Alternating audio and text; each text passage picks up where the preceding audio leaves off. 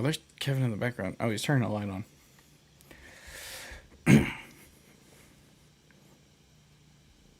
Wait. Hello and welcome to this week's episode of Pitty Gets a Live Pleasure with Colin Joe and William Table. Alexa, I'm joined with constant host Kevin Smurph. Every Kevin, what's up? Oh, okay, I'll sit up. Pitty Gets a Live Colin Joe. If you'd like to be live on air talking to us about your hot take, Tyler, join the Pitty Gets Discord by clicking on the link that's in the description. Join the waiting room channel. Put your hot take in the topic section channel. We like your take, we'll put you on for a mic check, and then put you on air. Also, if you have a take, you can put it in the topics text channel, in the stream chat, or in the comments for me to bring up if you can't make it on. Kevin, what is up? What is up? Kind of just chilling for a bit. Yeah.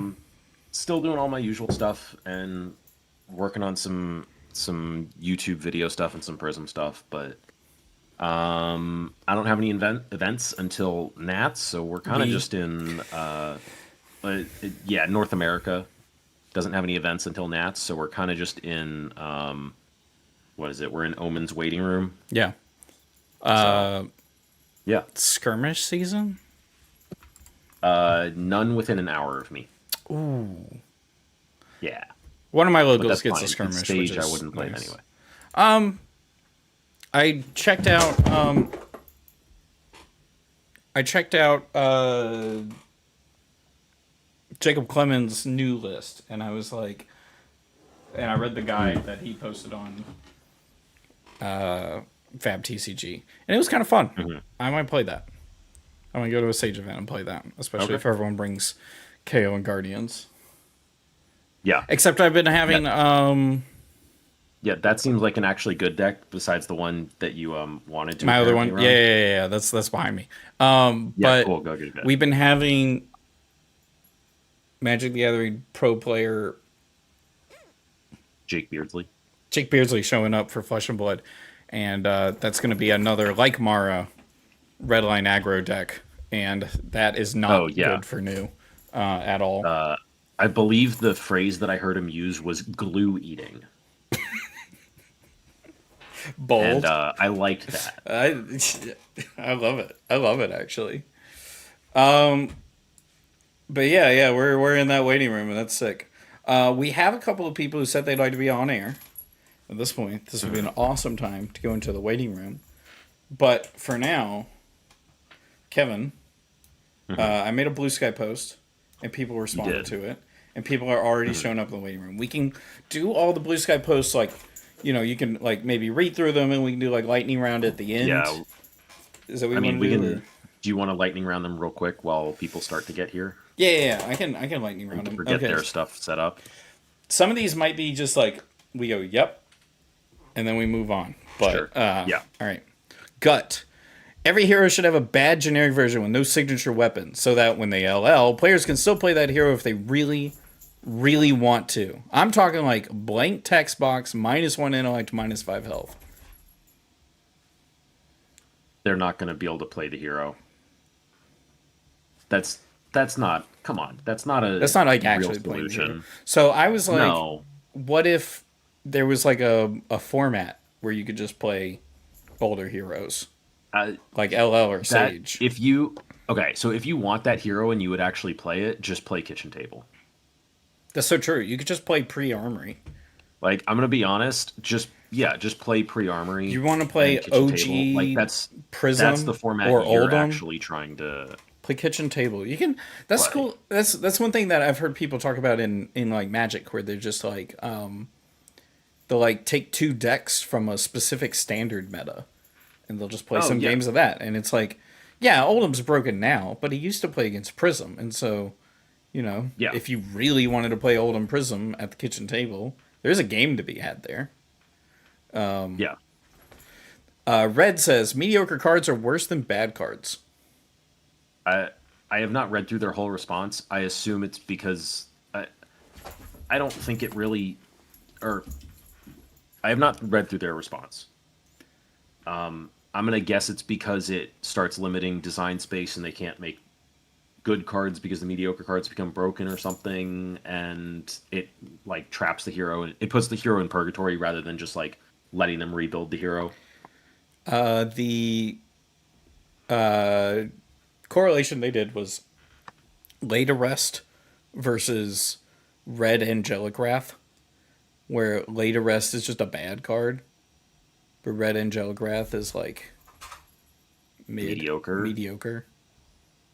Uh, If I'm I don't interpreting think this Red correctly. Angelic Wrath. I don't think that example does what they want. Late Arrest is just like strictly a worse card for them to print because like literally the most play it's seeing is in Shapeshifter Cube. My problem with this is it leads me to a YouTube video that Ristic Studies did, where he talked about One with Nothing, and he was like, "It's a bad card. It discards your hand." Oh But yeah, but in a game like Magic with a billion cards and as flexible as the card base is, you can do funny stuff with it, even if it's not great. Whereas in Flesh and Blood, I think of a bad card and I think of Demolition Crew. yeah. That will never be in a deck, No, and so no. Neither will it's Late forgettable. Arrest. Yeah, it's forgettable. Crazy Brew. Riptide with only traps and non-arrow attacks is the only way to play him properly. This deck is held back by the lack of a good non-bow ranger weapon. I don't know what that weapon would look like. Like so, like they're talking about like an actual ranger weapon, essentially Talishar that doesn't get rust counters. Yes. In a way. Yeah, they want Talishar without rust counters. Their example was Titan's Fist, but if you pitch a trap, it gets +1 attack. I don't know how that creates a positive play experience. I think it creates a negative any play case. experience. I do Yes. think that bows being required for arrows can be limiting in deck building, but also, I don't know. I think it's fine. Yeah, I think it's interesting where it's at. I Plus, some of his think signature Riptide attacks is are like fine. arrows, and they're kind of interesting. I mean, I think the actual issue is they overdid. What was it? They overdid the legendary traps. Like they made some of the traps like so strong that you just can't make like trap Riptide a thing that's Yeah, like. yeah, yeah, yeah. Poopy says bring back LL to the previous topic. I agree. I'd be down. Tyler Luce said Demolition Crew notably has the worst art in the entire game. It sure does. My comeback is that implies that there's such a thing as bad art. It's like a art philosophy thing, Sure. which I do think there's bad art. UMage says tip your judges. That's not really a take, but I'm going to Nope. start doing it. Hala, No, I refuse. I refuse. They should be paid. they should be fairly. paid fairly, and then you shouldn't have to tip them, just like Yeah, our they wait should be staff. They should be compensated fairly, and that's Yeah. it. Rainbow says Hala is real. Everyone's just playing it wrong. The idea is that they had was you should not make your deck dependent on flurries to be good. There's some Halas that are like breaking because they have a hand that needs a flurry. Yeah, I've seen I've seen some hololists running around that Subjectively, are worst like, art is very real. yeah. I've seen some hololists running around that are like running a bunch of 2 for 6s, like sirens, as just like good value plays after you sharpen to give it go again, and then you get to send a 2 for 6 attack that's like actually good value. That's good. I like that idea. That's a neat idea for sure. So Creamy Supreme. Bauble Consumer. Cut Light of Soul. Cut it like a year ago. I disagree. The card has a very so the short version is the card's opportunity cost is actually very low. If you're doing what the deck wants to be doing, if you're trying to play a mid-range Prism, yeah, Light of Soul is going to feel bad then. But like if you're playing aggro Prism, proactive Prism, it's just good, and the upside is well worth it. Like it's just too good to not run, even with the increased variance. Based on the answers, I'm probably putting words in their mouth, but I feel like they want their deck even more consistent. But also, that would cut down on the high rolls. Not even necessarily high rolls, but like Yeah, it's not even necessarily high rolls. Some of that is like actually stuff you get to set up. but In a lot of the Aura games, you actually get to pitch stack your Light of Souls. but they are advocating for me putting my crappy assassin gems in my decks. So maybe consistency for thee, but not for me. Danny says Victor being good is a sign of a healthy meta. And then Andrew M followed up with, same was true with Verdance. Which I argue that sounds like the same idea as like KO is good for Sage meta. They set a bar of Um, value, is what they're trying to say, I assume. You must be this valuable. You I must think Victor contain is this a much value. reasonable metric. I don't know that you would say the meta is healthy just because he's good, but I think he's not a sign that it is unhealthy.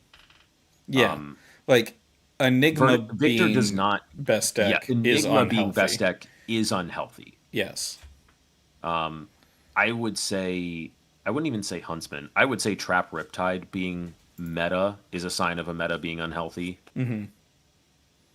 I would because it's funny. There are two angles for this where it's like a hero being meta is a sign that the meta is unhealthy, and if the meta is unhealthy, a hero will be meta.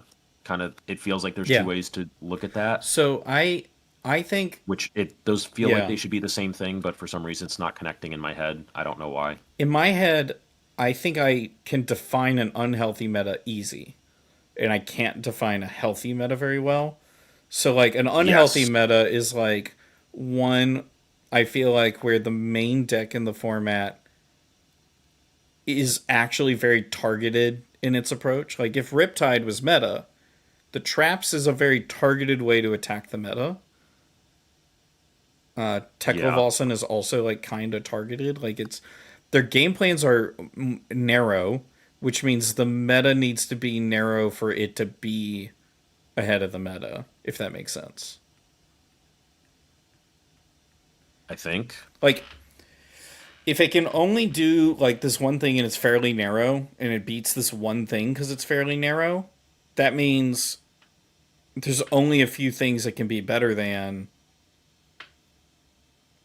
The scope is very narrow that it can be better than, and so if it is better, that means everything fits in that scope mostly. Yes. I don't know if But that that I don't know if that I makes don't sense. I don't think that quite works because like if it's only better than those few things, then it should be like that's a really weird triangle meta Yeah, in the end where it's like but that's you have bad. this thing. Yeah. I I mean that doesn't sound like a super healthy meta, but that's kind of our Sage meta Yeah. because that's just KO, where KO is keeping everything else out except for like the four decks above it. Here's the problem: healthy versus unhealthy meta is a large scale, Yes. and the meta will This is fit the actual somewhere on the problem scale. is yeah. And for me, I feel like it's largely, if I was to answer it, vibes base. I agree. Like I'd put the Sage meta right now at like a 4. It's fine. It's not good. Yeah. Whereas like CC right now feels like a 6, 7. One of those. Anyways, Yeah. Andromeda. This is Blue Sky. No, wait.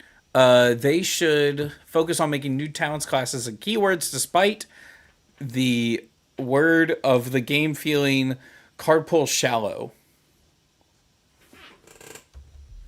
to many players.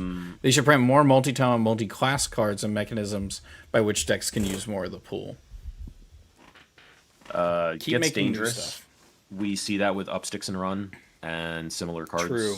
cards, where both Ninja and Assassin was very happy to run it because it's just a very good card. But like, you don't have to print 0 for 4s in dual class. I don't. I think we actually run into issues of hero bloat, like the other half of hero bloat, The where they can't print enough cards to support everything, and people are going to feel left out, and they're Yeah. going to start to lose audience because like they can only maintain as much audience as they can support the game for, right?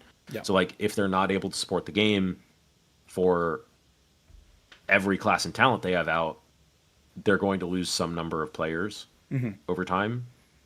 Like there's only so many players I guess they could support, assuming there's only a certain like, or sorry, a certain like percentage of their player base is going to be supported. I feel like it's a So weird like, catch where you want to keep doing new and interesting things, but also there probably is a limit somewhere. but they've also promised to reintroduce heroes that have LL'd. Yeah. We'll see how they handle it.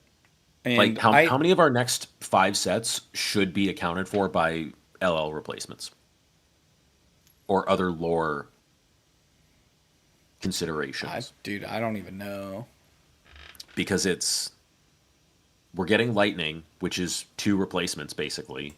I think it also requires design overlap between classes and talents. And some combos just don't match. No, Don't I have much mean overlap. this again comes to where this is not a class and talent system. This is just a hero system, and this is something we frequently talk about in limited. Yeah. Is a card will be generic, but it goes in one hero Yes. in limited. Yes. It goes in one. You could legally play it in the others, but you're never early picking it. I hate But this it's for like I hate this for 2 reasons. Because I play a class because I think that's the easiest way to like in a money conscious sense stay relevant in long some term. way. Where you buy into a class, but at the same time, I 1,000,000% get that where it's just like I'm not Yeah. really playing classes. I'm playing heroes, but they all happen to be the same class. Everyone can play CNC Pummel. Everyone can play CNC Pummel. And Azuri does it better than all the other assassins. Like, I'm not seeing Pummel and Slippy. Yes, except she still does it worse than basically any guardian.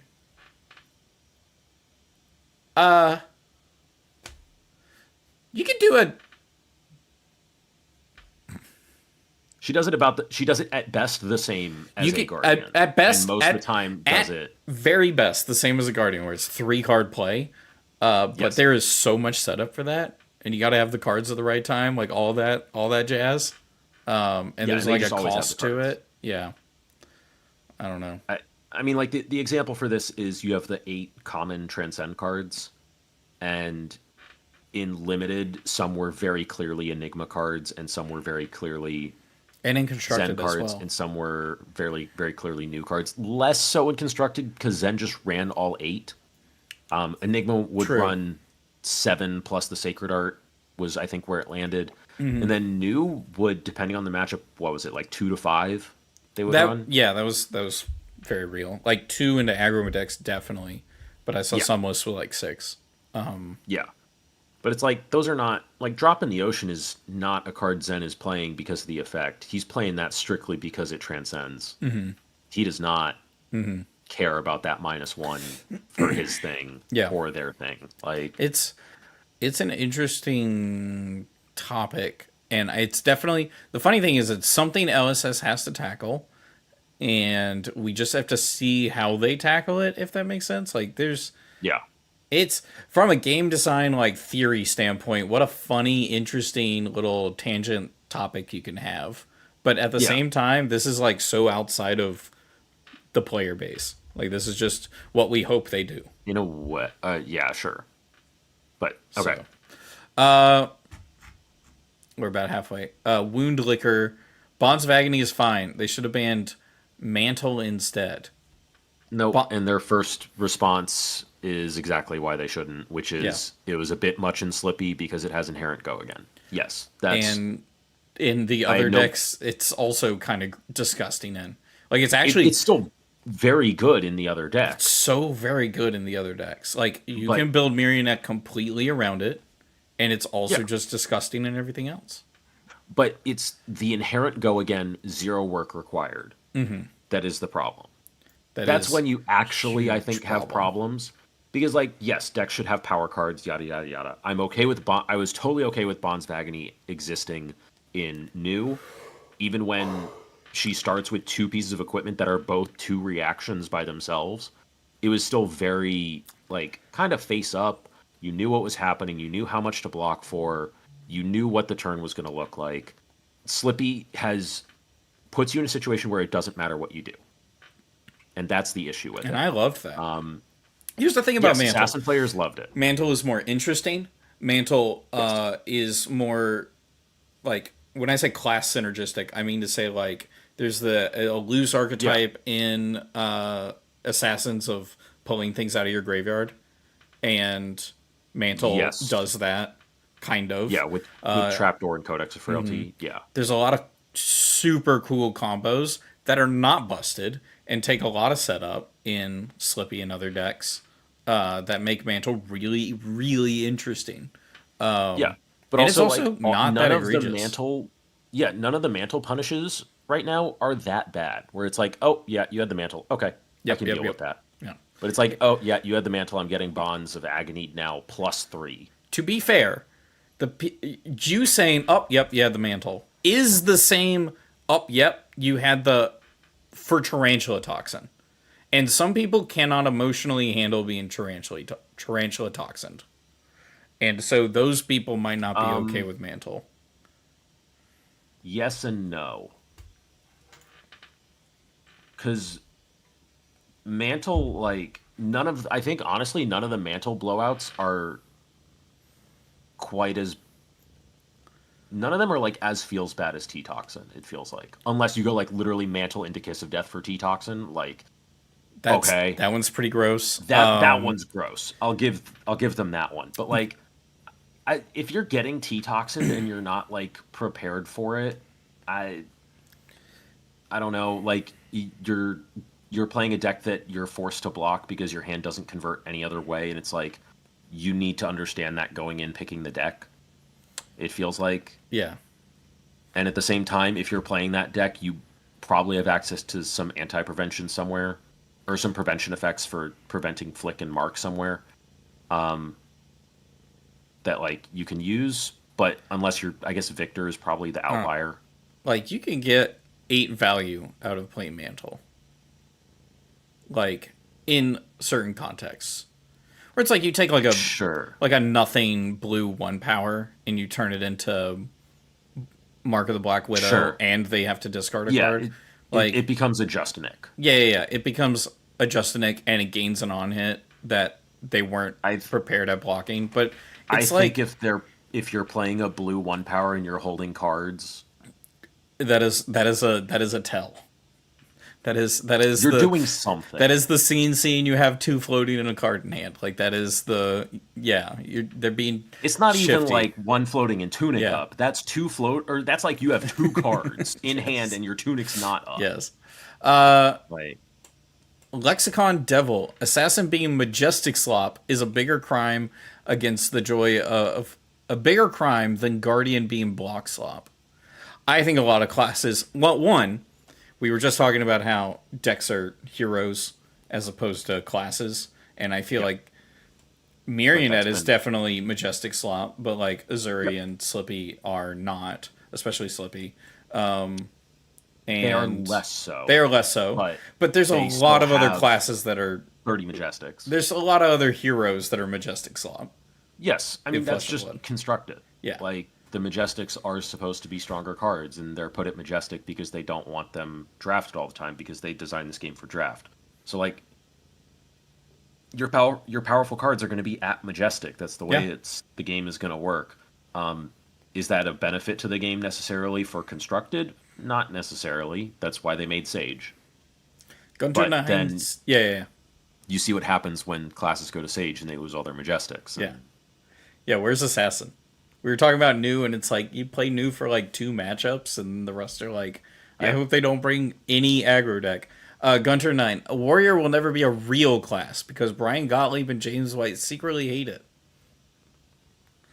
Okay. Connor says, we'll get to that in a minute. Notable Nobody says, not sure I agree with this one, but end the draft sets. It heavily limits what can be printed in each set, can only satisfy an increasing number of cuts to the hero pool. Modern draft shapes are very safe while still needing macros to plug holes. This just sounds like they don't like draft. It sounds like you don't. It sounds like you This don't sounds like like draft. somebody. This sounds like somebody who has not had a draft go their way, where they feel like they've made it work. You are allowed to you are allowed to say, you are allowed to argue that maybe we shouldn't have draft sets after you've 3-0'd one, because you feel king of the maybe world. not 3-0, Biggest but brain. my issue is if you can't appreciate what Treasure Island did for High Seas as a limited format, And how it felt, like, just the draft was so I good. think that tells me you don't have enough experience with limited formats, because I think Treasure Island and the way they've used macros since Rosetta has made draft significantly more enjoyable. It's awesome. It's I have actually enjoyed draft, and I did not think I would. It's just Like, an as argument. someone who Yeah. didn't like draft back when it was heavy hitters and pre-heavy hitters, like, Yeah, this is an argument I've oh, heard interesting. recently and can see the logic of. Yeah. That's what I was going to get to next. Is this is an argument I've heard recently and can see the logic of. Fab has a lot of product issues. It just needs to push through by being a class game. And maybe there's still things to do to alleviate that. I don't know if that's the solve. So this was also them repeating the take of Yeah. somebody else saying, I don't necessarily agree with this. Yeah, Okay. yeah. So this is not at the person, but if this is your take, If this is your I- take, and in play more particular draft. your response to macros is them plugging holes, I think the macros are there so that they can do the things that you're talking about where it doesn't limit constructed as much. Because if you don't have Treasure Island and High Seas, you need every card that mentions Treasure Island to be on hit gold. here's the thing: is like, I think you not only need to just play more draft to wrap your head around that, you just need to play more Flesh and Blood in general to appreciate more fundamentals of the game, and then at that point you can appreciate draft more, and then what it does to the draft. Like, just play more Flesh and Blood. Alex says they should print more Spectra Auras in set 20. Probably not. There's one that they could print. I would be really surprised.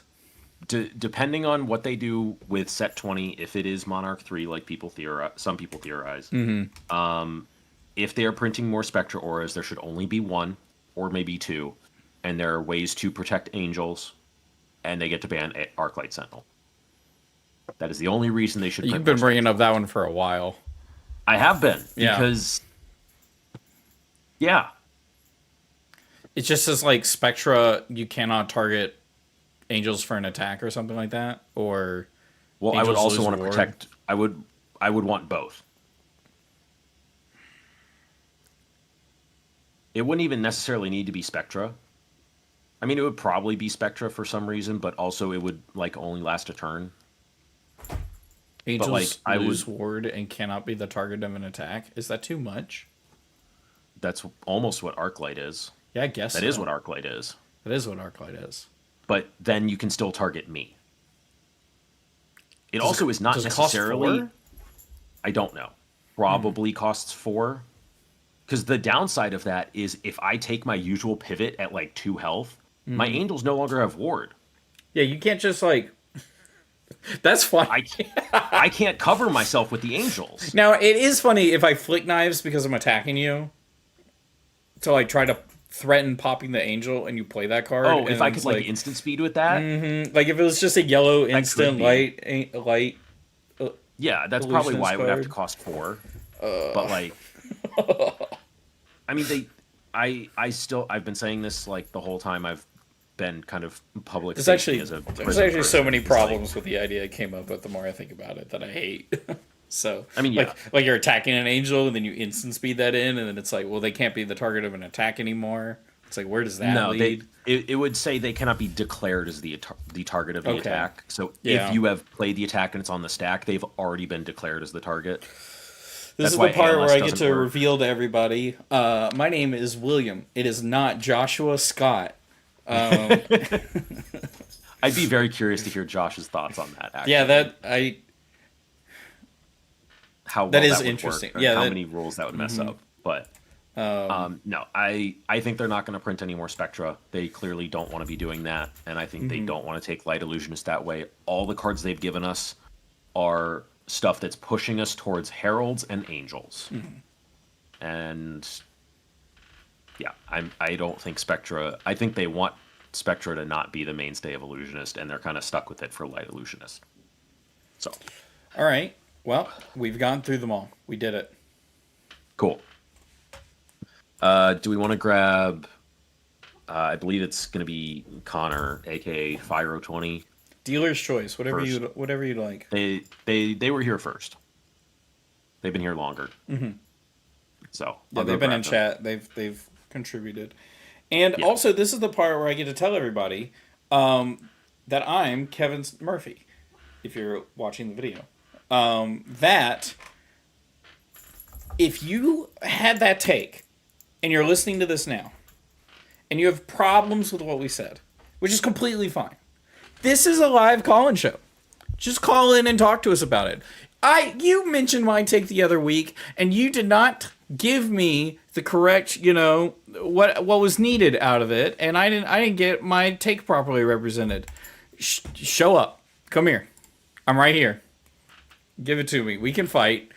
An argument, by definition, is not technically aggressive. It's just two people discussing a take.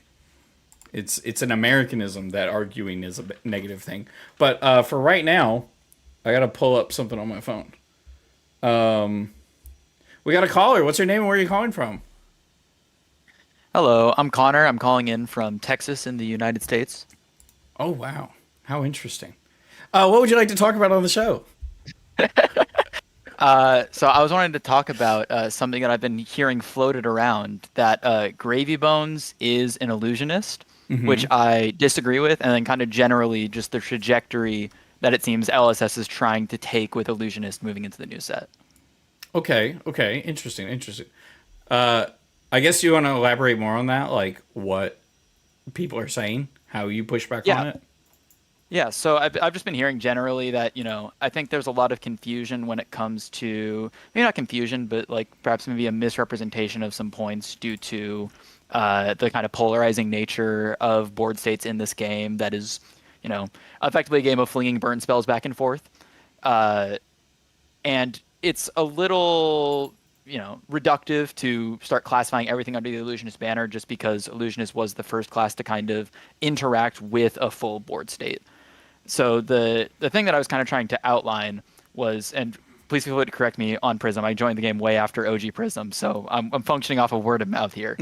But the kind of pipeline that I see is that, like, moving from OG Prism to Dromai, and then Dromai to New Prism, and then New Prism to Enigma, there seems to be like a narrowing of scope in each one. Where like when moving to Dromai, there's a little bit more restrictions on action point economy. There's a little bit more options to deal with it. There's less focus on Spectra. You can attack the dragons and not lose your action points. A little bit more options to deal with it. And then moving into New Prism, we have Angels, which not only can you attack, but also have wards. So there's extra options for dealing with it. You still have to deal with Phantasm, so there's still extra options for messing around with that. And then Enigma moves away from all of that to where there's this kind of new paradigm of you can interact with me by doing damage. You can play other things to do things, like pop auras and You things must be like that. this tall to ride. Exactly. There's like you can do damage to me, and then you can mess up my board state. And importantly, the onus is no longer on the opponent to try and manage the board. They don't have to figure out which Spectre to hit to mess up their game plan. It's less contradictory to pivoting their own game plan, and more of they just do their thing, deal damage to you like the game intends, and then it's on the Illusionist player to figure out what they want to do with their board state in response to their opponent's actions.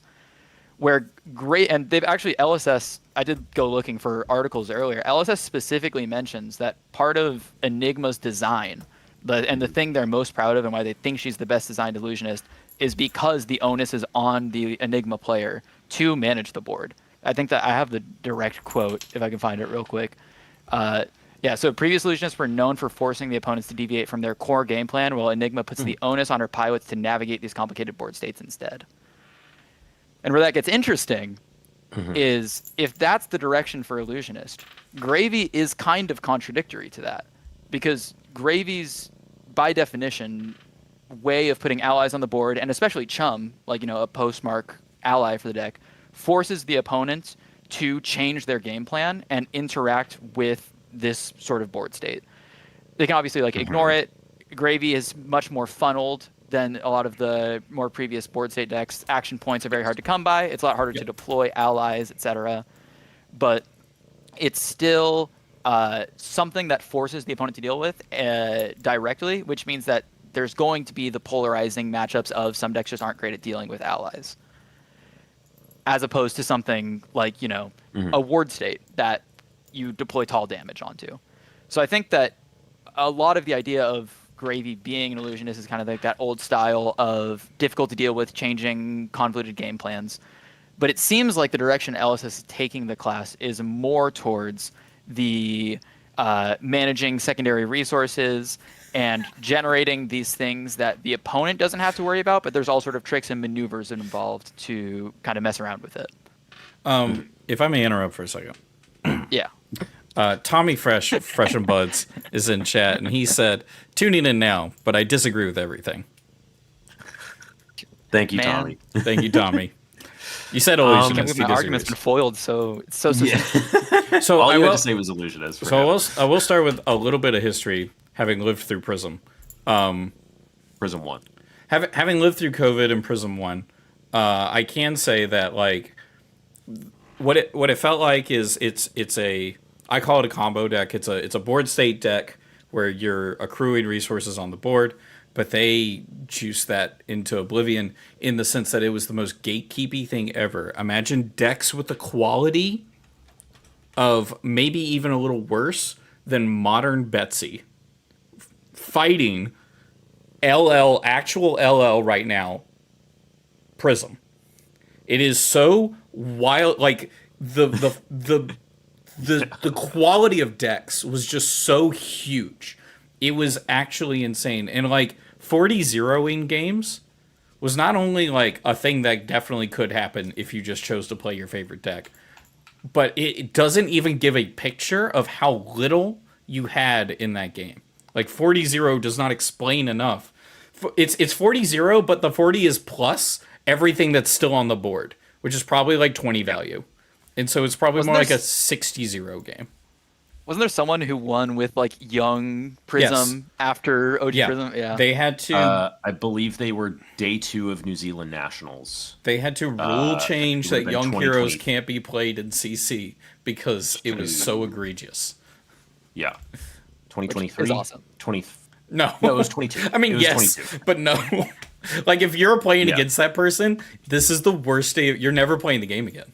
Like, you're just not going to play Flesh and Blood anymore. With Iris, right? I don't know that Luminars answer. would have been banned. Yes. No, I think they introduced the banned weapons in response to that. That's because it wasn't originally in the game. That was later, wasn't it? Yeah. No, they probably did have Luminaris. Yeah, Maybe. right. What the? Yeah. Move. So it's, I mean, that was a pretty good, I think, overview of like where Illusionist has been, and it's definitely the biggest route they've taken is like gating you on action points, because OG Prism just like had basically infinite action points to where like the 0-cost Blue Spectre gets introduced, and it's like they slot right into the deck. They're just free to run basically, because Phantasm's not a cost. You have Footsteps. And then all of your auras are instant speed, so you just don't care, which means you get the Blue Spectre just for free.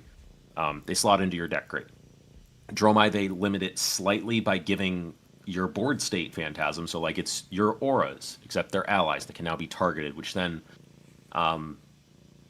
start, like they go from like Spectra plus, from like just Spectra basically, to Phantasm and allies, so that you can deal with it in 2 different ways. And then New Prism goes to allies and ward, so you can deal with it 2 different ways. But then they limit you even more on your ability to build a board state, because they basically discontinue the support for auras. The auras don't do anything beyond their normal value. They're not weapons. And you have to work a lot harder to get your board state pieces in your angels. You have 7 figments typically that you run in your deck, and that's it. And you have to work to get them into play. They cost 4, and then you have to have a card and soul and flip them. It's like the action economy has been significantly restricted. Yep. As they've gone down. And then it's interesting because it feels like Enigma and Gravy are the two stepchildren they made out of New Prism, where they took pure allies in Gravy and pure ward in Enigma. You know, that is interesting because we're looking at Ziggy now, and he's definitely looking like he's going to be a ward-focused illusionist. Sort of. I mean, not it's in the kind same of. No, way. in a different way, but I mean to say he doesn't look ally-focused. And No, not at it all. could be interesting if the future of illusionist is no allies. I think notably, I was discussing with some locals, there is a possibility that there's a reality refractor sideboard if you're playing like a bunch of zero cost instant auras. Holy if you frick. just like build a giant board state. The What if- Taiwan interactions. Yeah. What if Dromai, they just make her a draconic necromancer? mean, Her you cards don't could. work anymore.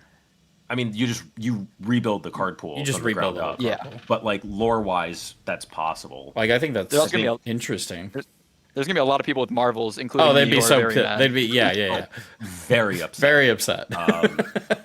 But That's interesting. I don't know. it I hadn't might have thought of text that says you can play Draconic Illusionist cards in your deck or something, like just Yeah. to make that work, just for lore, but whatever. I think I had another piece. The axis of forcing your opponent to interact with your gameplay. I don't think Enigma broke that. I agree. Enigma shifted where you made the choice.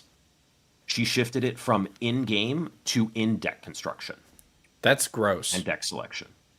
That's gross. That is where she shifted the choice, because instead of having to deal with Spectra, it says if you literally can't present enough damage, you will never win. That is it. Period. like, So- And she forces that choice in deck construction, not in gameplay. So I agree with that, but I think the problem with that is it's less of an issue of the design conception of it. Like if we remove the numbers from it, right? The fundamental concept of Spectra is like regardless of the Spectra cards in the game are what limits the axis of interaction. Whereas Enigma, the numbers were too high, which is kind of what created the DPS check that forced that. Like, for example, if her numbers were a lot lower, then suddenly every deck is able to interact and she gets run over. I feel like it's. I think- Yeah, and then she's not a relevant hero, It's and still- she's a failed Agreed. hero. it's still a. I think it's still bad. I think it's also. I think it's still technically. I mean, it'll always technically be a numbers check, regardless where the numbers are at. Yes. Because there are new players who would run only blue. Like, I'm not saying that these are good decks, but they would run only blues, right? Whereas they feel like obligated to play value cards in the deck just to catch up. Like, a new playing only blues will be Guardians. Like, they don't have to have value; their opponents have the value for them. But like, you still have to play looking for a scrap just to like attempt to get through ward. Yeah, like it's. I don't. This is a fundamental issue of the defining factor for Illusionist for me, up until Ziggy, because I think Ziggy actually breaks this rule, is that you have permanence on board that will give you consistent value every turn, no matter what, if they are not interacted with in whatever flavor they have been given, whether that's Spectra, Ward, Ally Health, any of that. If they are not interacted with, you will get value every turn, and that is Enigma swinging those auras as weapons, that is Luminaris swinging them as weapons, that is allies being attacked with. If they're not interacted with, you get value. I think And we're that gonna is get something that I think we're gonna Ziggy's get gonna a. break that. I think we're gonna piece equipment that removes hollow counters, and then you can have that. I think honestly, because I think we're kind of missing something. All the stuff I've seen is like very limited-esque so far. It feels like we're kind of missing the big picture. I feel like, if we go off thematics, right? We have like the material of like the lightning flow that we're mixing with Aether to create something. I think we're gonna have a lot more auras that care about consuming lightning flow for larger effects, and probably a lot of things that are holo counters matter, so that there's like an incentive to clear the ward state instead of it just like being there. Yes. I mean, aside from a lot of the ward stuff that we have seen is like, it matters when it's cleared, whether it's on Ziggy's turn or the opponent's turn. Especially like the auras that when they leave, the attack gets buffed. Like that's one that, or when it enters, the attack gets buffed. So then I mean, I guess that one doesn't matter as much, but like being able to keep that to flicker it with ability is like also relevant. But I think this is a lot less. The hollow counter mechanic by itself already limits the kind of, I don't want to say incremental value, but that's the closest term I can think of for now, of like, I have the thing on the board, it's going to get me value. Pierce Reality is giving me +2 every turn. It's the multiplicative value of all the, scaling value over time. Yes. Yeah. Scaling value is definitely closer. If you could remove hollow counters, you could flicker them every turn, right? Yes. As long as you have a lightning flow, which then you have one that makes a lightning flow, and you just flicker that one, and you have weapon every turn. But yeah, that's if you can remove hollow counters. That's a theory. That's a theory. A game theory. Yeah. My secret hope is that we get an unpreventable ping, so that you can ping yourself and trigger a bunch of ward leave effects in some sort of big combo thing. Because Like if shock? I can't stack, yes, a shock that's like unpreventable, but you can ping yourself so that you can trigger all your ward leaves. Because I want to be able to build a big board state and then actually do something with it, and not just be like, all right, I built a big thing and now I'm flickering my one thing. I want to have some cool big payoff. Like I really enjoy like the Prism Aura plan, Dromai's like long stack game plan with Chromai Mirror Guy passing stacks, and if we don't have some version of that, I'm gonna be very sad. Okay. Yeah. I think Ziggy's going to need something to get over fatigue, because I don't see the tools right now. If they put AB2 in their sideboard, I think it's going to be hard at the moment. But yeah, we'll see. Here's a thing I've been hearing online is a couple of people. Someone said this once, and then other people have brought it up again and again since then. But they were like, "I dare you to make a bad illusionist LSS." I mean, hey, What if Ziggy's bad? Exciting. What if Ziggy's fun, but he's bad? Ziggy might be bad. Ziggy could be bad. The fractal stuff is not giving me hope if the game plan is send an attack and hope your opponent blocks so I can convert these cards. I don't know. The fragment stuff is already so above rate that I think you're somewhat okay with it. It's not so above rate, but like is above rate enough that you're not like super worried. You're still going to kill them in like 4 turns, but also if they decide not to block, are they just going to present better numbers? Maybe. The problem is you're also IPing if you're like holding stuff to keep up that threat.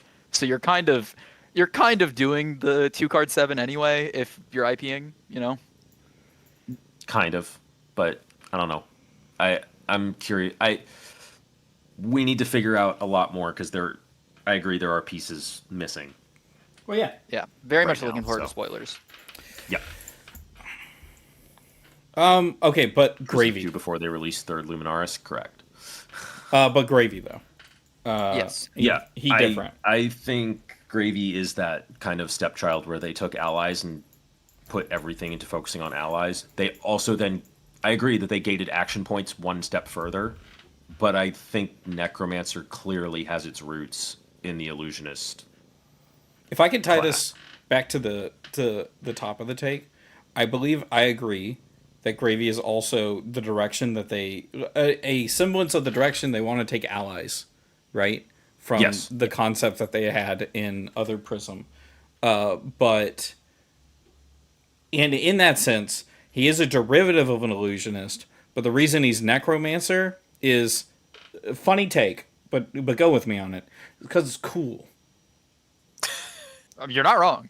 It's right? cool. Like there is an amount that no one wants to admit that goes on in design for Flesh and Blood where they're just like, yeah, but it'd be cool though. Yeah, right? Like it would be neat though. And so it's not like it doesn't like fit the mold that it was previously set or the expectation that should be set on what a necromancer looks like. However, it just is kind of cool. Hey, look, I started the game as a warrior player, and I famously hated our Prism local who was doing things that I could not comprehend. And then I learned that Dromai existed. I learned Dromai existed. She summons dragons. Dragons are pretty cool. Dragons are pretty cool. Now I'm here. Who was it? There's someone I was talking to the other day where they were like excited about Ziggy, but they hate Illusionist. And I was like, what if you just played Ziggy and it was fun? Like you just ignore the name at the bottom and you just played it and it was cool. Unfortunately, you're going to be doing the 7-card infinite combo, so like you kind of can't forget about it, you know? Oh. All right. Was there anything else? Is there No, more I meat think to that's that it. I forgot? Okay. Well, thank you so much for coming on the call. Is there anything you'd like to shout out? Shout out the Blood on the Bayou circuit. It's the Houston prize circuit that we're running. Oh. We have a Sage skirmish 1K going on this weekend, contributing to a 2K circuit. I'll be casting, so Ooh. hoping to Nice. get some good attendance out for that. You know, a lot of good stuff happening out in these regions. And shout out to the Kevin Murphy Prism Guide for the last 60 LL points that Prism has left. Yeah. Nah, he's washed. No. Hero's gone. True. He's washed. So that's. Is it what YouTube would the? You said casting. I assume that's on YouTube. What YouTube or Twitch would that be? Blood on the Bayou. is Blood what it on the goes Bayou by. specifically. Okay, cool. Yep. Good news for me too. Like I didn't know where it would be at, but I had heard of it. So all right, sick. Thank you. I appreciate this so much. We'll catch you next time. Yep. Thank you guys. Heck yeah. Thank you. And he's gone. They're gone. Yep. All right, next take. I guess I don't know. Is there anything else Yeah. you wanted to talk about on that? I don't know. Not on that. Real quick, hot Hmm. take. We should push Taylor Crawford to his most unhinged for our enjoyment. All right. Tyler, I agree. So- That's not a take. That is a moral duty. So here's the thing. Uh-huh. I listened to Flesh and Pots today with Taylor, With Taylor. Taylor on, and the whole time I was like, I could make the funniest, almost YouTube poop like compilation of like just cutting things out of context or whatever. Like there was a lot said that was just like out of context. That's spicy. Can't be doing that. Can't be doing that. That's spicy. I was thinking about literally making like a compilation of that and then like sending it to Taylor. Oh my god. All right, I'll go grab. All right. Tyler. Yeah, shout out to what pod was he on? He was on Fresh and Buds. Oh no, the cat unplugged my monitor. Little bit. You are being a little terror. Knowers know. Those in the know, no. Here, take this.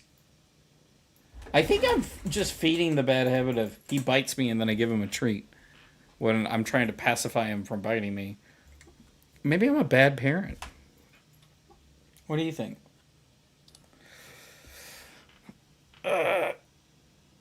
Did I say Flesh and Pod? Hello. Wow, I'm so Oh bad at my this. gosh. I'm so bad at this. You said the wrong one, didn't you? I did. I probably maybe y'all shouldn't have. Well, it's way too late. It's like 7 years too late. But y'all shouldn't have podcasts with the same beats. Caller, what's your name and where are you calling from? My name's Tyler Luce. I'm calling from Michigan, United States. He's calling from the community data set. Yeah, where I really live. Yeah. They only let me out for guest appearances, and I'm the one who lets me out because I'm the one who runs it. This is I'm gonna intro this with a profound thank you that I feel obligated to say every time I see you because you do not get nowhere near. Everyone says this about everybody. You don't get the credit you deserve. Thank you so much. You do so much for this game, and there's so many people who just like a new card will show up, and they'll be like 2 minutes later they'll be like, "Why isn't this on Talishar yet?" And they have no idea how it works. They have no idea how cards go onto Talishar. They expect their app to work, and it I don't know. It's you're Tyler the GOAT. Yes. Thank you, Tommy. you. Thank you, Tommy. A lot of people do a lot of incredible work on top True. of the data set, so True. it's not nearly just me. But thank you. It's fun getting to see so much use out of it. Loose shout out again to who was it that edited Talishar live for us during the Shapeshifter draft? Aegis Warren. Aegis Paul. Warren? That was sick. He was just like, That was so that was sick. so sick. We were in the last round, and he was like, I can put that together. And it was just like, Yeah. heck yeah, that was awesome. I also love Aegis Warren because he's always the person where like I'll put some like I did something stupid in Talishar, and then I'm like clearly a bug, and I bring it up, and then he's the person who responds back to me with, "Brother, that's not how the game works." Like he has to say that probably to so many people in the Talishar Discord, which you should be in if you're not already. But what do you want to talk about on the show? Yeah, I was being angsty about Acilio Sick. like an hour ago in chat. Like everyone mostly, should be. Yeah. And from my pro Acilio perspective. Oh, that's I okay. was- Yeah, I know. I'm sorry. I'm a wizard main. I was frustrated with how they've handled the banning of Volzar. Primarily, I think Volzar is Acilio's hero power, basically. Yes. He has Yes. an incredible hero power in filtering, but he is nothing without his weapon. And obviously, we have a caveat of we have so much spoilers that's about to drop in the next couple weeks. I'm sure he will get fun lightning toys out of it, but I currently don't really see how they didn't just rip his entire game plan out from under him in deference to new Acilio coming out. And I think this is kind of we have our own rotation in Flesh and Blood, and that's Living Legend and banning. But I think this is the hardest I've ever felt a manual rotation until seeing that list of like, here's all the lightning cards we're going to ban, including Volzar. I think a lot of them are deserved. Yes. But it's just one of those feels bad. And I'm coming this from the perspective of I have been blessed, I guess, to not really lose many heroes in that I've mained until this year, Blessed. where Kano LL'd, and then like I switched to Acilio, and then a few months later they're like, actually we're banning his weapon out from under him. And I don't really know how. Obviously, like there's so much context left to know from the set, so I'm withholding judgment until we see it all. But I don't really know how they handle it, because I can see why they would want to remove Volzar. Volzar would. I don't like it's good. It's so good. I don't see why you wouldn't just play in Acilio 2 unless you manually like you can't have that in Acilio 2. So I have 2 points. When I saw this take, I was trying to rack my brain around other heroes like this. Heroes that have quote unquote no hero text. Their hero text is their weapon. And the first one I came up with was actually the most recent, Hala. Hala has no hero text. She sharpens, right? You Hala pay 3 and you sharpen. is convert a blue to sharpen. Okay. Yes. While all of the hero text is on the weapon. All the hero text is on the weapon. If you banned her weapon, that's an unplayable hero. I also think every illusionist and gravy, to tie into the pre-past discussion, is also the same. You cannot really have. I mean, obviously you have the niche side things of reality refractor. They're funny.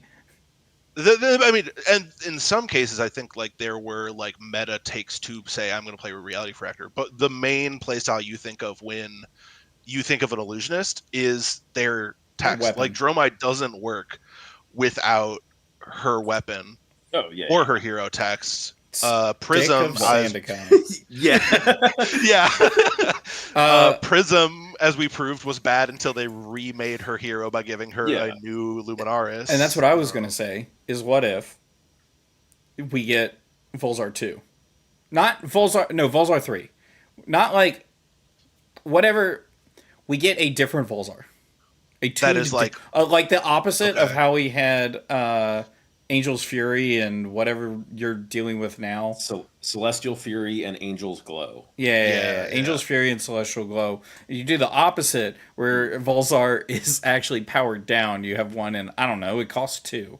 Or it costs 3, but it's discounted by sigils for each one or something like that. That is what they did. That's what they did. It's instant tap amp 1. Activate this only if an instant card has been put into. Yeah, your but what if you have graveyard. what do you have a middle ground in there? What do you have a middle ground? One that Yeah, that doesn't would break be- limited, and one that is playable in CC. I mean, don't I know. think the answer is you just limit it to like amp 3. Yeah. Which is kind of what I expected them to do. That's kind of Yeah. sick, actually. Like you just do the same thing, except say up to it. Up to If 3 you've times. played 3 or more cards, instead amp 3. Yeah, something, amp X something or like that. amp 3. Connor disagrees with me on the hollow thing. I disagree and with you disagreeing with me. I think. I mean, even Acilio, like he does have a hero power that is like. His hero subtly power is very kinda powerful. good. Like being able to cycle and find blocking cards is so important for him. But like, Sure, but what if you just put blocking cards in your deck instead? yeah, but now they want you to play instant cards anyways, right? They With do. this new hero power. It's Um, supposed to let you play instant cards, but it's like, well, you're playing instant cards, so you can play Lightning Greaves, so you can play Gone in a Flash 6 times in a turn. Well, Yeah, like- I think what it really is you look at So you like can 6 amp cards a 6 turn on cycle. Volzar. You look at 6 cards a turn cycle when you need to So you get find a Gone in a shock. Flash faster, so Find you Gone in can Flash faster. Yes. find your Lightning Greaves combo faster, which then you Volzar for like. So the answer is they come out with Gone in a Flash yellow and blue. yeah, but then you don't have a I combo. don't even know if that would be good. Wait, yeah, we can Yeah. disregard my take. I want to talk about this take. I don't even think that would be good. I don't think it'd be good either. You wouldn't run the blues. No, No. you wouldn't. What if it just cost more instead? Yellow's 1 cost, blue is 2 cost. Terrible. Miserable. Yeah, I don't think That would be anyone would really play that bad, then. actually. I'm not a game That'd designer. actually be worse Yeah. than 0 for 3 and 0 for 2. But What was your yeah, take? I, mean, it's forgot. just- Just being mad about Acilio. Oh, okay, sick. We're mad in different ways. Yeah, no, that's fair. I mean, to be fair, the things that he does are disgusting. I should be mad. My local Acilio player has been playing Marlin, so actually he's playing Marionette. I'm going to be playing Marlin. You're gonna hate that deck.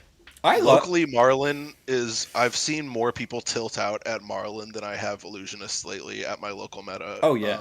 People don't like getting thought seized in this game. No, Yeah, People aren't and they don't used to like it. getting Thoughtseize on the back end of like 15 to 20 damage that they With- can't Oh stop. yeah, with the it's they took the baseline is 10, which was the upper end of Bonds of Agony. yes. Yeah. I'll put it that way. I mean, And I've put that in a frame of reference that people understand. yeah. Like Bonds of Agony at 10 is like, all right, dang, you got it to 10. No, that's the baseline for a harpoon. And then you look at it and it's a red fin, and you're like, well, there's 3 reds in my hand. All right, sick. I guess I'll block with one of them. It's overpower. It's overpower too. Like you're just gonna tilt people. I think Man, it's It's gonna have non-games. I think it's just funny because there's so much in Flesh and Blood when it comes to card flexibility. Your card can do Yeah. 5 different things. Yes. But Yeah. this says And then you're told it can't. you cannot do this one that you absolutely want to do right now. Yes. You And then for very much punishing want- you that, we're going to steal it from your hand. Yeah. But it's overpower, so there's the illusion of hope that maybe if I had a D-React, I could have stopped this. But it's all But false you need hope. to. But you need to, and it's on the back end of, I think it's fun to draw cards. It's so morally, And you blocked Not with your morally, equipment on the last one. it's so demoralizing watching your opponent draw 6 cards and then send a 20 power Thoughtseize at you. Yeah. And you're just Oh, like, yeah. that shouldn't do it. Yeah, 10's the baseline. So Yeah. here's It's when it's 20 and you're at 12 and you're like, oh great, sick.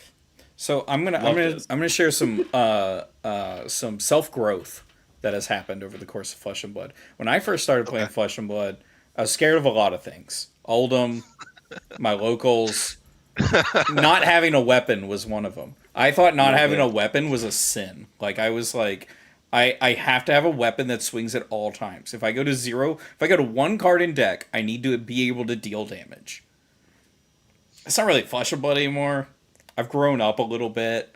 I'm not. I don't need a nightlight anymore, and so I can play Marlin with a cannon. Also, Marlin has a weapon. Turns out, you just pitch turn two gold. You turn two fables into 6 overpower, and it's fine.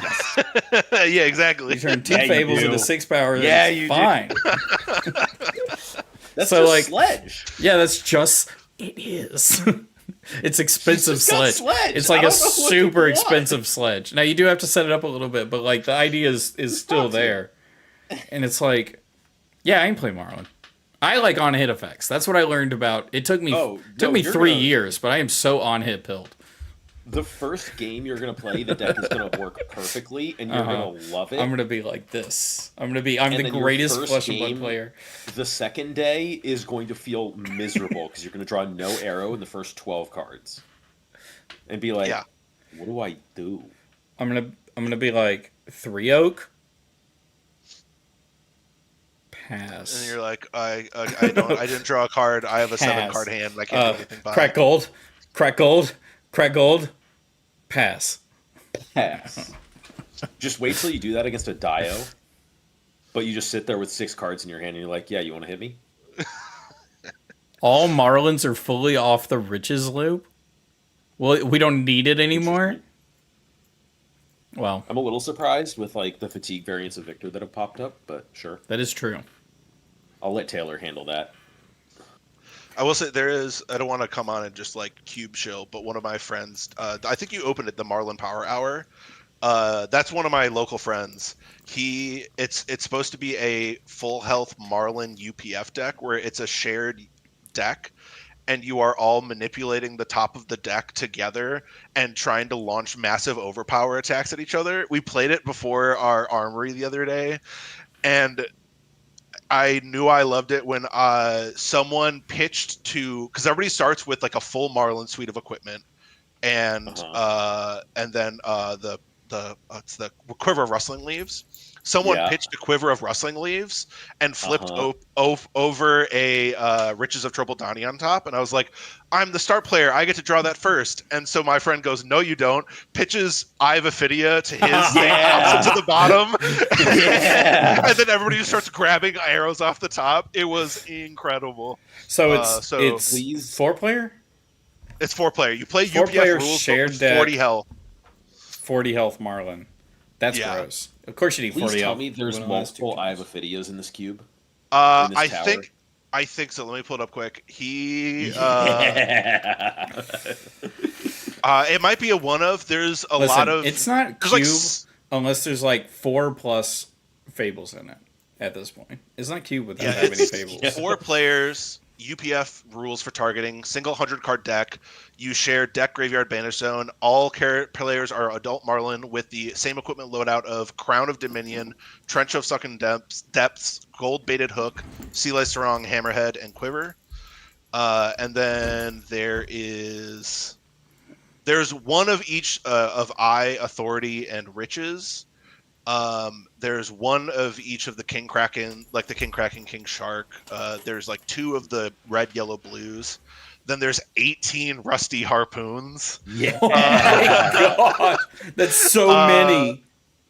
There's 6 Codex of Frailties, I think. He has Okay. in the list. He has 2 of the codexes. I think he replaced them all with all just frailties. So then the instant one good arrow goes into the graveyard, everyone's just like eyeing it and being like, "Oh, I can get that now." Yes. You give frailties to everyone. It's so fun. Is Plague Hive in it? No. That sounds better Is than Plague Hive Authority. Ranger Assassin or just Assassin? Now that I think about It's it. Ranger It's just assassin. It's Ranger Is Assassin. it Ranger No, Assassin? It's Ranger Assassin. What? Plague Hive should be Wait in a this. minute. Plague Hive should be in this. Yeah. Imagine giving everybody an gosh, it inertia is. token. Uh, That's funny to me. Giving everybody frailty tokens was very funny when you played Codex. As Yeah. everybody realized that Yeah. they all Plague Hive will also give everyone a frailty. maybe. I love that. Maybe. Why is it? That should be in there. As what? Miss if they didn't. I Yeah. also told him that after we played it the first time, I told him he should throw in what is the Guardian just like rules errata it to the chivalry, so that you can block overpower for other Yes. people. Because it's a blue block 3 that fits into the game. What? So what if it said this can only block for other people? I mean, that would be fun. Because Because that sounds way better than the I get to dodge the overpower that's at me. yeah, I like that a lot because it also encourages the like politicking of UPF and stuff. But Yeah. yeah, I heard Marlin and then I was like, oh, I need to pitch this cube to them. But It'd probably just have to be like a custom card. It'd be something like Yeah. "Do you a favor," and it's a blue block 3 with protect, and it says you cannot block yourself with Yeah. it. Cash in a favor or something. Cash it, yeah. Owe you a favor or something. I don't know, something like that. Pirate. block for Yeah. someone, get a gold. Ooh. Nah. No, that sounds good. No. The upside should be you did them the favor. You should be like, I got you. I could be No. pitching this. No, the favor is you already have blocked 3 for them. Yeah. You should get a goal. And then Give me a goal. it's reciprocal. Or Where it's block like- 3. No, in if the sense they where it's give like you a gold. I'm blocking 3 for you. You hit him next turn. No, It's a politic card. that's not going to fly. Or you could do block 3. If they give you a gold when you block, then it blocks 6. Because then you're No. like, hey, listen, I need gold. If you want to give me a gold. No, it's just a blue block 3 that's like a generic or ranger block. And then it has the protect keyword, and if this defends someone other than yourself, it makes a gold. Okay, I like that. Yeah, that's it. That balances it for your own choices. 1 block, but 4 if you give the owner a gold. No. I like Kevin's. But I think there's like the interesting things you can do here, but yeah. So definitely recommend the Marlin Power Hour Cube. I had a lot of fun playing it for the first time the other day.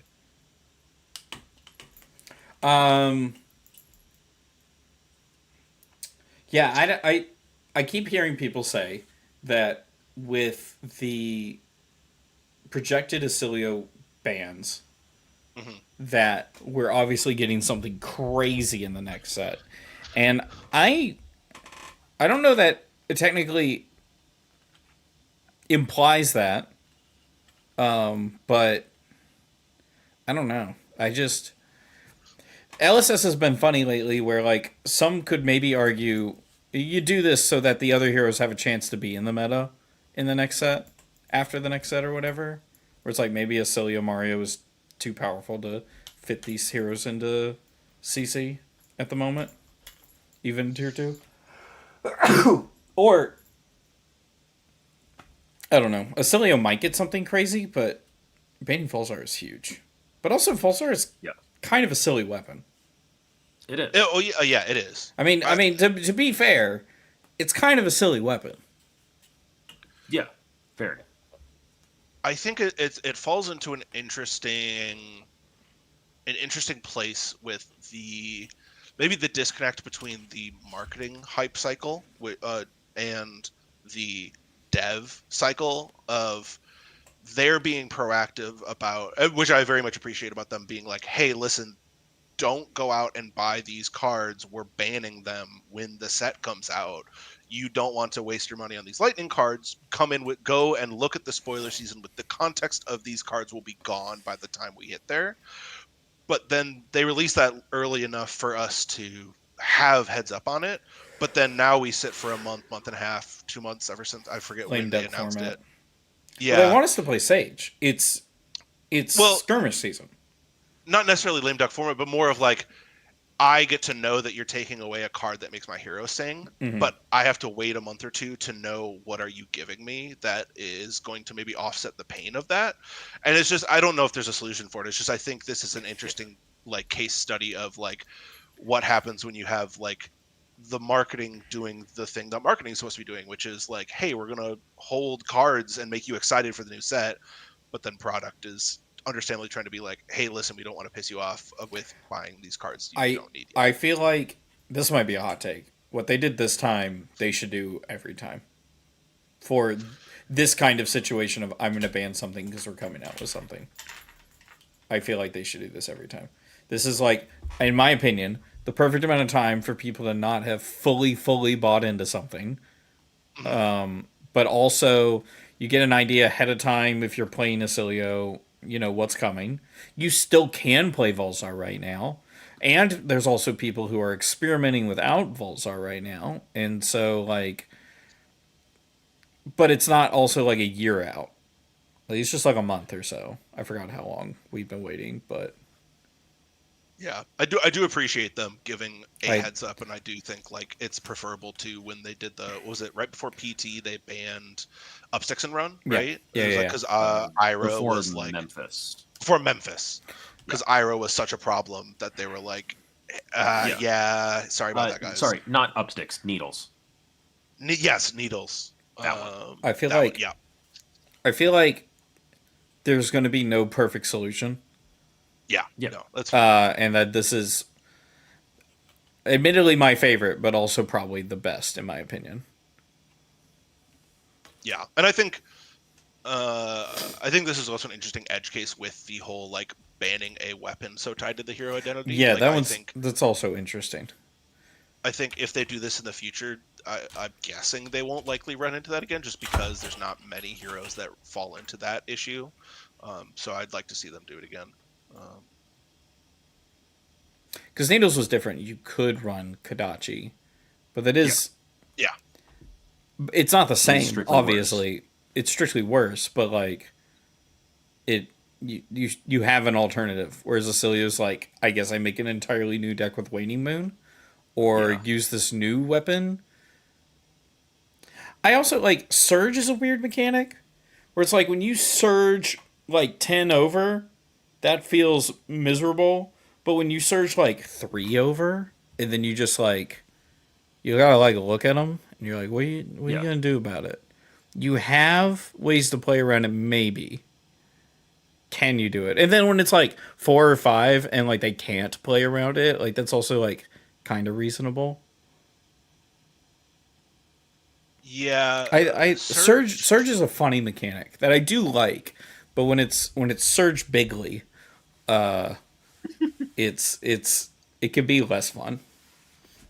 I think Surge is an interesting mechanic where the balance is just from the nature of arcane damage kind of off, because if you go either way, it gets either miserable for the people you're surging, because as it stands, like most heroes outside of Acilio, like wouldn't really. It's like, okay, I surge 1 or 2, and then you can stop that by just pitching a card into AB, and it feels like Surge doesn't do anything.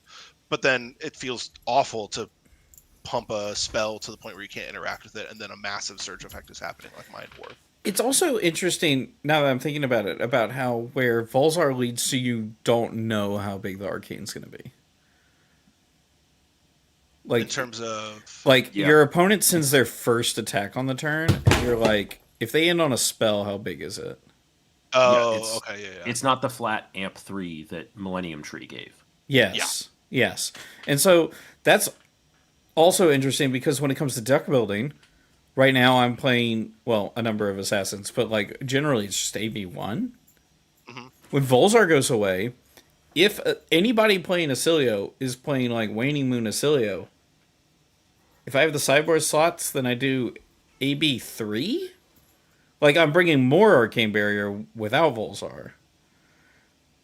I mean, Kevin's right, and the answer is don't respect that deck. But true. But, like, Volzar funny. Yeah. I don't know. Yeah. They had another effect of do X, and if we have ways to do X a bunch of times,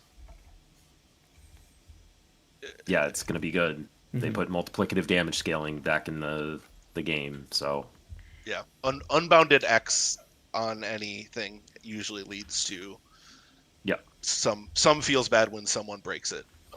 Like we saw with what was the LL deck that obliterated Summer on stream? Yeah, Verdance. Rampant Growth, Kraken's Aether Vein. Yeah. It's a blitz deck now. Anyways, It is a blitz deck.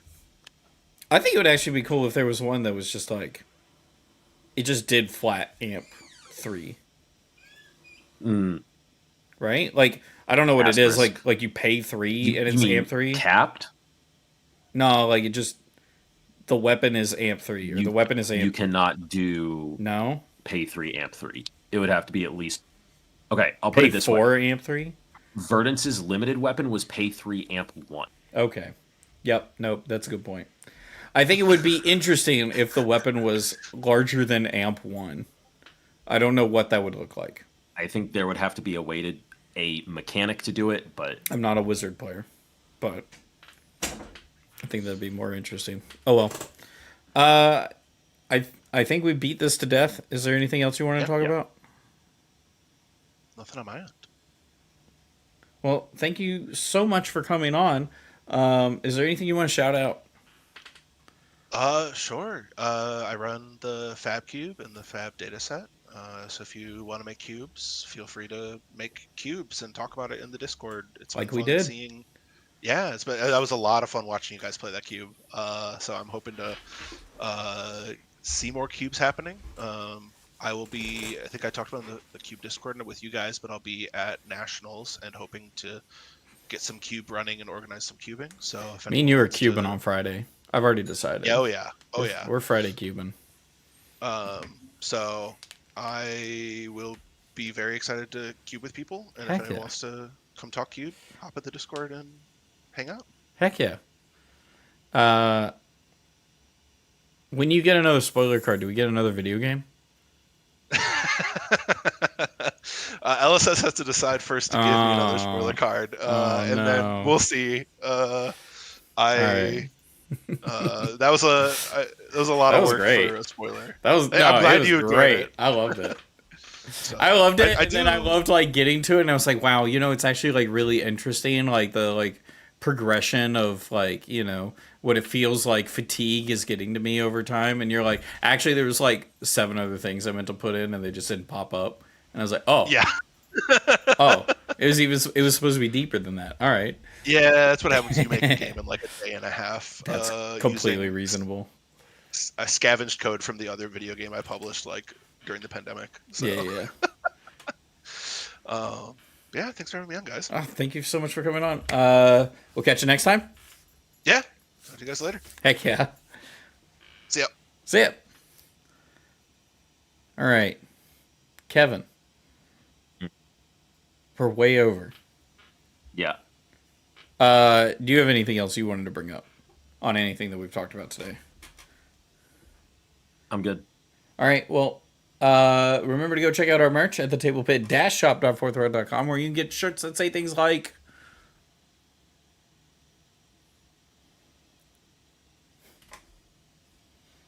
Spectre will continue until morale improves. Yeah. Topical. It's up there. Especially if we get... The shirt should sell more if we get more Spectre in set 20, in my opinion. True. I think we should get more.